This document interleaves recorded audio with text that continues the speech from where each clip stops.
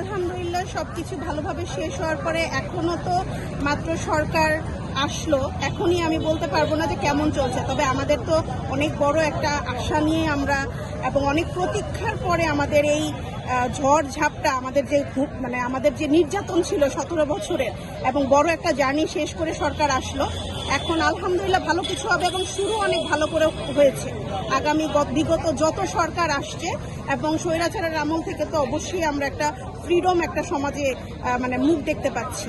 আসলে অবশ্যই জানি, কিন্তু যেটা বলতেছে যে আমরা আওয়ামী লীগকে পুনর্বাসন করছি বা আওয়ামী লীগ আমাদের সাথে এসে হয়তো সে আবার নতুন করে মাথা চাড়া দিয়ে উঠবে কিনা, এই ধরনের কোনো সম্ভাবনা নেই।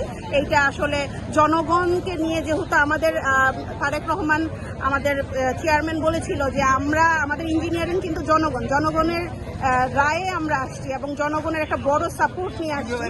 তো জনগণ যেখানে এইটার বিপক্ষে, জনগণ যেখানে স্বৈরাচার থেকে বাঁচার জন্য আজকে এই সংগ্রাম, এই প্রতীক্ষার পরে আমাদের এই নির্বাচন, সুষ্ঠুভাবে নির্বাচনের পরে বিএনপির এত বড় বিজয়, তো সেখানে তো আওয়ামী লীগের আসলে কোনো আমার মনে হয় না যে সেটাকে আমরা কোনো প্রশ্রয় দিব। জনগণ তো প্রশ্রয় দিবেই না, জনগণ আমাদের শক্তি, আমরা এটাকে কখনোই প্রশ্রয় দিব।